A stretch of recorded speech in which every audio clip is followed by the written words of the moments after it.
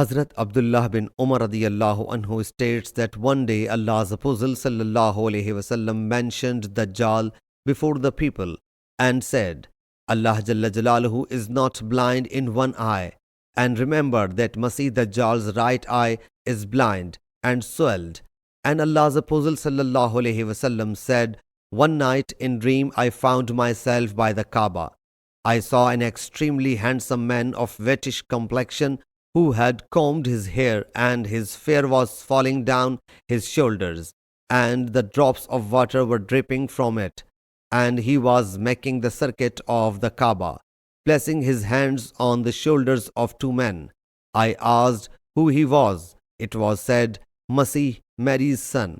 I also sighted another man behind him who had curly hair and was blind in right eye. He resembled Ibn Qatan and was performing the circumambulation of the Kaaba, placing his hands on two men's shoulders. I asked who he was. It was said, he is Masih Dajjal. Sahih Muslim Hadees number 425.